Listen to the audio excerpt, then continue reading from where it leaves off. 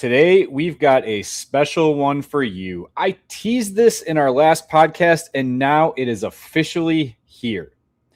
I had the opportunity to sit down with Chicago Bears legend Lance Briggs following a really cool event at Halas Hall where the Bears and USAA brought members of Naval Station Great Lakes in for an NFL-style boot camp. These service members got to experience what it's like to compete like an NFL player. Running drills, testing their athleticism, catching passes, throwing the football, and getting a firsthand look at the kind of preparation that goes into playing this game at the highest level. And Lance Briggs, he was right there in the middle of it. He was throwing passes, coaching the participants, interacting with the service members, and apparently still bringing the heat with that arm. But what I really enjoyed about this conversation is that it wasn't just about football. Lance has a very personal connection to the military service. We'll let you listen in and figure out what that is. And you're going to hear some other things in this interview along that regard. But of course, I couldn't have Lance Briggs on the Halas Huddle and not ask him about the Chicago Bears. And with injuries piling up at training camp, I wanted to get his perspective on something Bears fans have been talking about. How physical is too physical? Kobe Bryant is out for an extended period. Luther Burden dealing with a groin injury. Braxton Jones was missing some time. We have no idea what's going on with Kyler Gordon, who remains on the PUP list. So should the Bears and Ben Johnson be backing off?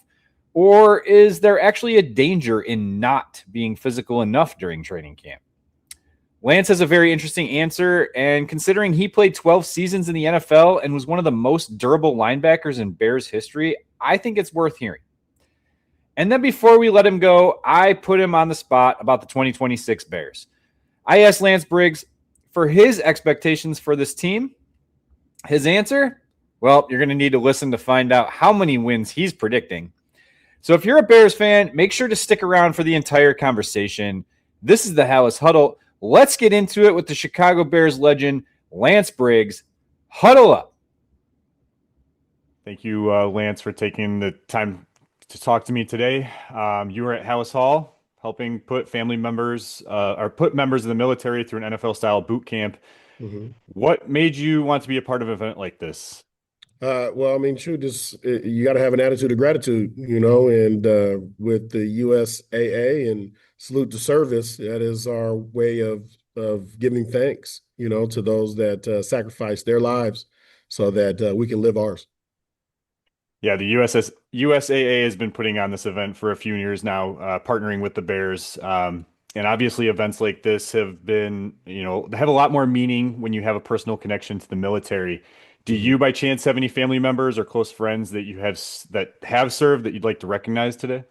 Yeah, I have a ton of family members that have served, from uncles to cousins and all of that good stuff. I mean, it hits so close that, my mother and my father met, while serving in the Army. So I've always had a tie to the military, and it hits even deeper because when I say I wouldn't be here without it, I literally wouldn't be here because without my mom and my dad enlisting in service and meeting each other.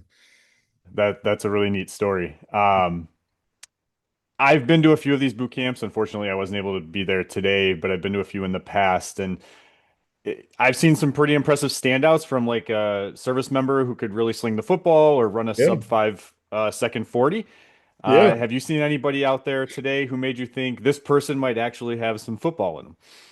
I saw a young lady today that, I mean, her hands were on point. Her movement was great. And throughout the combine, you could hear people saying, sign her up now, get her in flag football, sign her now, sign her now. So, I don't know the young lady's name, but I know that there was a receiver gauntlet drill and I was throwing the football. I threw a laser beam that was tough to catch, and she made it happen. She made it happen, and she spiked it right afterwards, and she got into the end zone. She had great energy. I was feeding off that energy. That's fantastic. I with the flag football becoming a Olympic sport. Maybe she's got once she's done with her service years, she can try to go try out for that team as well. I wish her Um, luck. I wish her nothing yeah. but luck. I think she's got it. These men and women are getting a chance to experience a little bit of what NFL players go through, from the competition to the drills to the pressure. What's something about the NFL experience that you think people don't fully appreciate until they've actually gone through something like this? Uh, well, I'll say this, that, because being surrounded by so many talented individuals, I think is one thing. I remember my rookie year and my first 2 years. Around mid-season, you would see these players where they're like, okay, you know, uh, Jerry Zuma won't be practicing, such and such won't be practicing. These guys won't be practicing, on Wednesday and Thursday. We'll see them on Friday. And as a rookie in my first couple of years, I'm like, how come these guys don't ever get to practice this, right? They practice, and the coach, like, they know what they're doing. We're resting their body. We're saving their body to get them ready to play on the weekend. Well, it wasn't until I got older and I've come to practice and our coaches would say, Lance, you're down today. You won't be practicing today. And I'm like, well, why is that? Because we need to make sure that in order to optimize your body, we need to let it rest. We know you know what to do. We know you're prepared. We know once you get out of that football field, we know you can handle it. So it's, there's as talented as these individuals are, they're the best in the world. There's still things that you have to do to take care of your bodies, and that's something that's understood. They, and from the trainers to the staff, they understand the age of your bodies. They understand what you can handle, what you can't handle, So it's a unique thing that, and when it comes to not just the NFL, I'm sure with all sports, is how to manage your body. Yeah, and I would assume as, a service member, it's something that they would have to figure out as well, depending on what type of, job they have within each service Correct. that they're part of, right? Whether it's the Army, the military, Navy, whatever that might be. Mhm. So hopefully they got a good feel of maybe what it's like to be a professional athlete today. Again, I've been to some of these events and they seem to have a blast every time I've been there. Oh yeah. Um, did you do I saw on there this year they had like the challenge where you have to like catch the The reaction receiver gauntlet. drops. Yeah, Receiver gauntlet. Yes. That was where that's where the flag football, the lady that I think should sign up for flag football, that's where she that's stood where she out. was doing it. Okay. Yeah. Because the tough part about that, so it's a lot of people had great hands. A lot of people had very good hands. Excuse me, let me correct that. A lot of people had very good hands. The problem wasn't the receivers. It was those that were delivering the throw.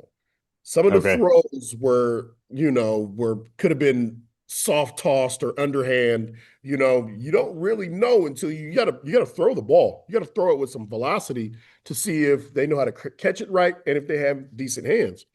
So when I stepped in and started throwing the football, uh, everybody that I threw the ball to today, they caught the ball and they caught a high velocity laser beam. Nice. Glad to see that you still got it. Yes. Yep. Yep. Now I Um, can't throw. I'm not throwing in the high 90s anymore, but a solid 71. Greg Maddox, solid 71. Greg Maddox, we're still coming in there.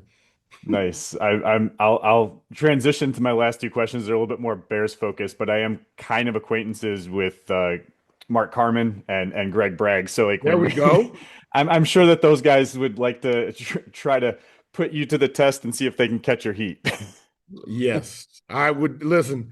I'd put Braggs back there any day, any Yeah. day. All right, no mask, no mask. I'm going to hit them right here, and I'm Right. dynamite. Um, you mentioned a little bit about how tough it is, figuring out and determining, what you need to do with your body. So I'm going to transition a little bit from what I was originally planning with my questions because I think it ties into this second question that I had more. we're seeing a lot. Well, first of all, you were one of the more durable players, I feel like, during your career. If my memory or if my research shows me correctly, it says you only missed 4 games due to injury in your first 11 seasons, and that's pretty amazing. We've seen a number of injuries, though, already during this Bears training camp. From a player's perspective, how do you find that balance between when you need to be physical, right, enough to prepare yourself for the regular season, but not crossing that line to where you're putting yourself or your teammates in an unnecessary risk? You got to be physical every day. You got to be physical in some shape or form every day. That's the nature of the sport. You can't.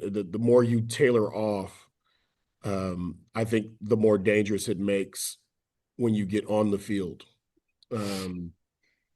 If you have to be aggressive and violent on Sundays now, once you get into mid-season form and you have a look squad and all that good stuff, I think it's a little different. I think you're definitely in a position where you want to form and fit, but you have to be used to the nature of what is being asked of you.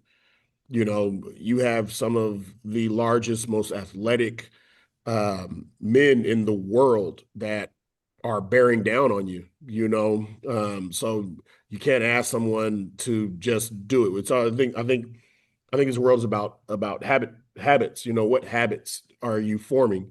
So either you're forming good habits or you're forming bad habits. Bad habits come when you are not hitting, you're not getting the contact, you're not getting the physical nature. Good habits happen when you know what to expect and you're reactionary, not overthinking. Great answer. I'm going to leave you with this. I just have one final question. Just generally, what are your expectations for the Bears for the 2026 season? More than 11 wins. Nice. That's. I mean, that should be playoffs right there. Where they go from there, we'll have to see. Absolutely. All right, Lance, I really appreciate your time. Thank you, Jillian. I hope you guys have a wonderful day. All right, have a good one. We'll be in touch. Wow. Well, there you have it, Halas Huddlers. Chicago Bears legend Lance Briggs. And I don't know about you, but I really enjoyed that conversation. There were a couple of things that stood out to me. First, hearing Lance talk about his parents' meeting while serving in the Army really puts his USSA event into perspective. This wasn't just another appearance for him. There's a personal connection there, and you could hear that in the way he talked about the men and women who serve. But then we got into football, and I thought his perspective on training camp injuries was fascinating. Because as Bears fans, it's easy to look at the Kobe Bryant situation, the Luther Burden, Kyler Gordon situations, and all the other injuries that are just piling up and immediately think, we've got to stop this. We've got to back off. We've got to protect these guys. You got to get them to the regular season where it truly matters most. But Lance's answer was essentially, that's not how you prepare to play football. You have to develop those habits. You have to experience this physicality, and you have to be prepared for what is coming when the regular season starts.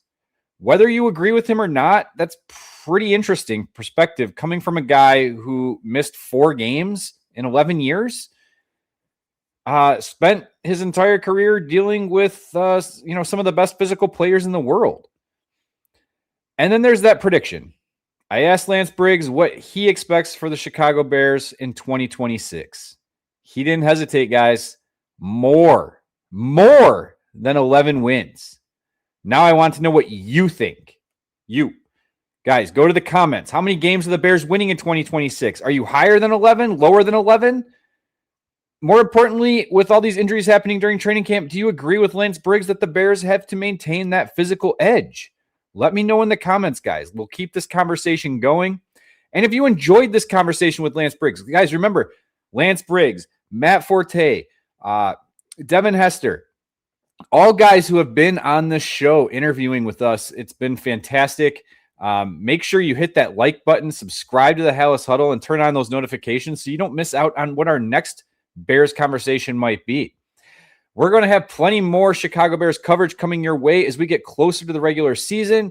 News, analysis, rumors, interviews, predictions, plenty of Bears football. This is the Halas Huddle. I'm Rob Schwarz. Thanks for watching. And as always, bear down and claws up.